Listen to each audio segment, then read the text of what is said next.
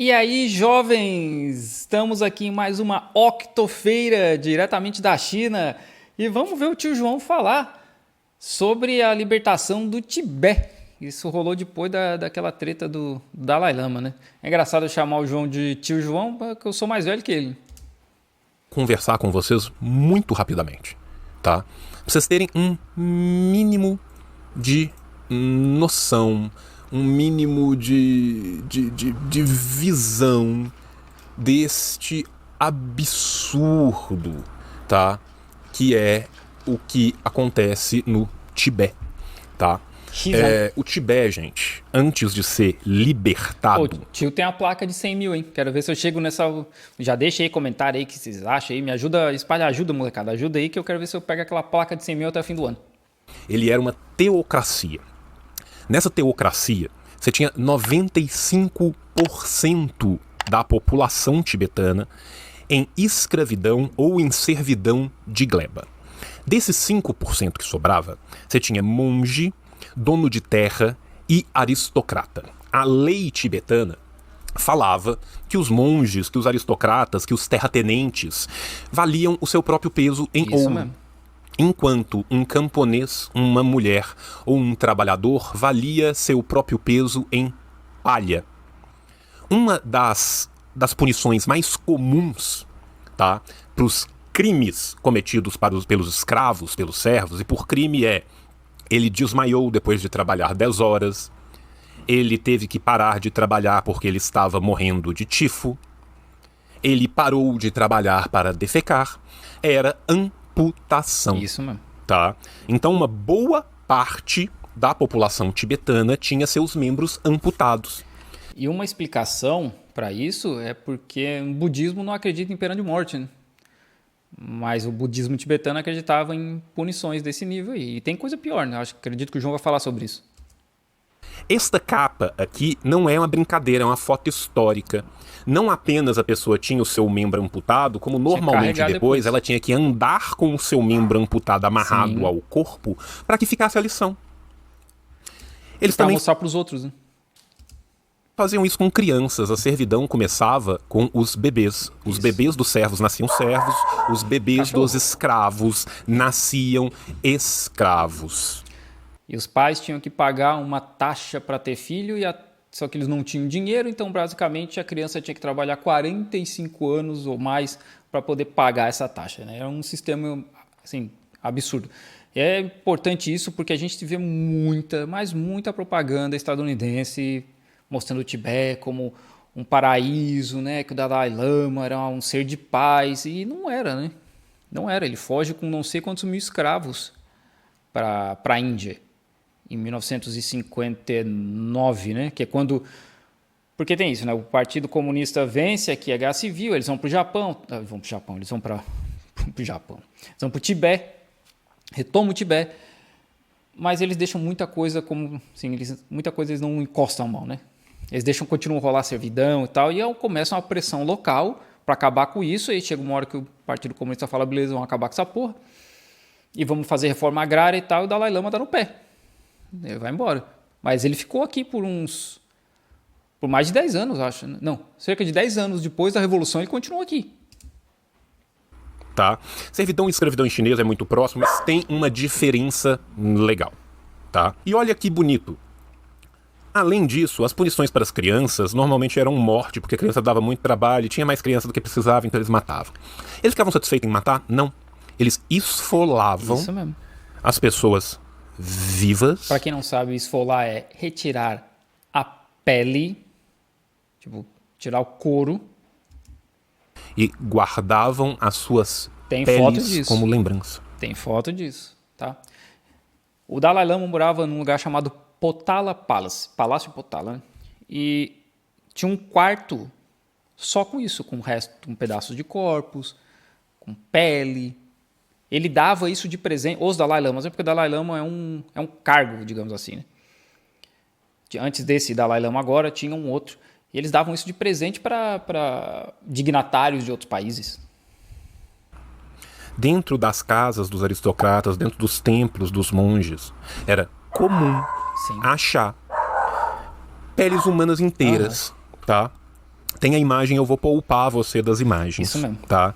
Eu só quero pesado contar, dizer, João, que época que era isso? 1930, 1940, 1950. Teve um cara, que eu não lembro o nome, né, porque é um nome tibetano, que ele era da aristocracia tibetana, ele começou um movimento de democracia no Tibete, acho que foi lá pelos 1910, alguma coisa assim, logo que rola a Revolução Xinhai aqui na China, que derruba o Império, aí esse cara começa a ter ideias democratas assim, em um certo nível, né? No Tibete, de que as pessoas deveriam ter mais, os servos deveriam ter mais liberdade, mais direitos, etc. Os monges, a aristocracia tibetana, eles acham aquilo um absurdo e julgam o cara lá como culpado de qualquer coisa e arrancam os olhos dele, como punição. Tá? Não apenas eles eram obrigados a trabalhar em campos, que eram basicamente campos de concentração, como eles eram trancados em quartos quando eles não estavam trabalhando, e esses quartos continuavam ser embaixo da latrina. Isso. Então, os aristocratas, os monges, os terratenentes, defecavam e urinavam cima dos trabalhadores escravizados, trancados numa latrina. Vocês têm que lembrar que banheiro era literalmente só um buraco, né? Não tinha um sistema de encanamento e nada, né? O cara cagava aqui, mijava, embaixo tinha lá uma família de tibetano. Servos tibetanos. Tá? Então, quando você vê o pessoal da CIA defendendo o Tibete, é este Tibete que nós estamos falando aqui. Tá?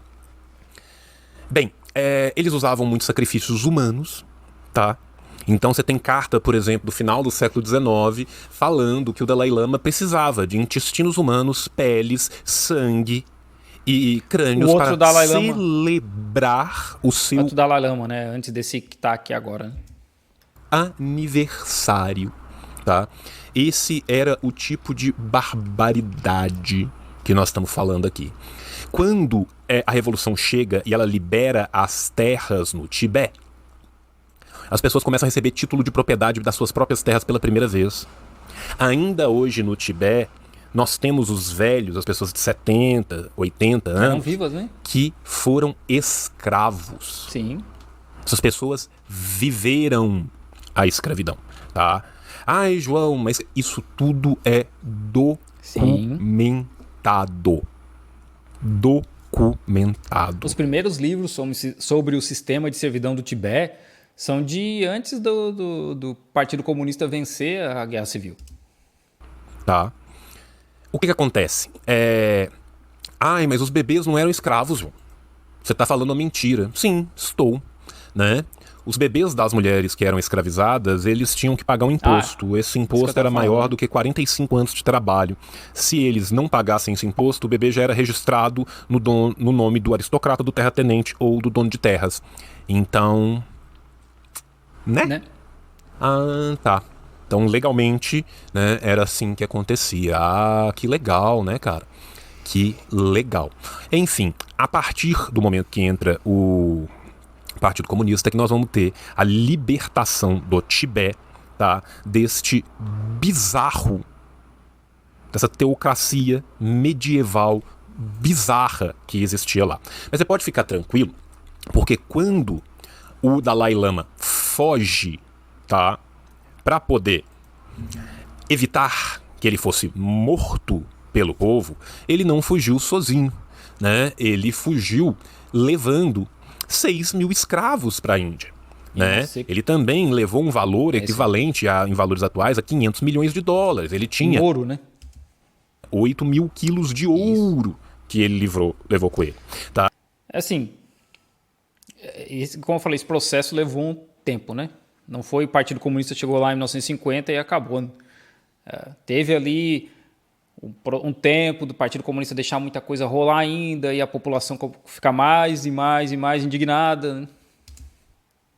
Tá? E aí essa cena nojenta que vocês viram do Dalai Lama era uma tradição. Por quê? Porque as crianças escravas eram muito comuns e as crianças escravos tinham função sexual. Tá? A reforma de terra em Xizang, que é o Tibete, vai ser porque Xizang, que é... Zan é como se fosse o povo, o Xi é o povo do Oeste. Né? Oeste, na verdade. O povo do Oeste. Foge em 59 para a Índia, foge ajudado pela CIA, tá? E junto com a CIA, Dona Índia ajuda bastante Claro, né? também a tentar criar uma contra-revolução no Tibete. Tá? Então isso aqui é um pouquinho de Tibete, só para vocês terem noção de o que a gente combate aqui. Tá certo? Aí a CIA pega, acho que o irmão do Dalai Lama, pegou uns caras, uns tibetanos, né, que fugiram, levou para os Estados Unidos, treinou eles em táticas de guerrilha e exército, etc. Joga esses caras de paraquedas no Tibete, nos anos 60, 64 ou 66, não me recordo o ano exato agora. Esses caras caem no Tibete, vão para uma casa para pedir suporte, né? Eles, a gente é tibetano, a gente está aqui e tal para liberar vocês. As pessoas da casa prendem eles e entregam eles para a polícia do Partido Comunista. Tá resumido aí, tá? O que é o rolê tibetano, porque a maioria das pessoas não sabe, tá? A maioria das pessoas não sabe. A maioria tá? das pessoas está lá no filme do Brad Pitt, Os 7 Anos no Tibete, né? Que a parte ruim do Tibete, essa parte negativa, também tem no livro. É porque não convinha colocar no filme, né?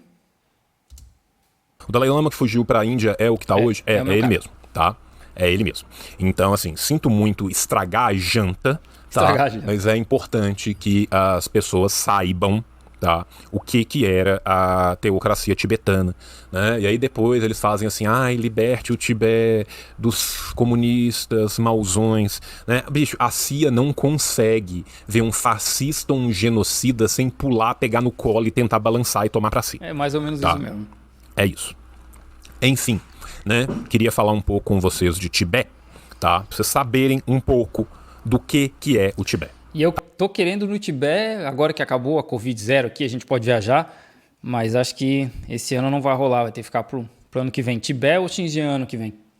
Coreia do Norte também, né? Tô esperando a Coreia do Norte abrir as fronteiras. Tá? Isso é o Tibete.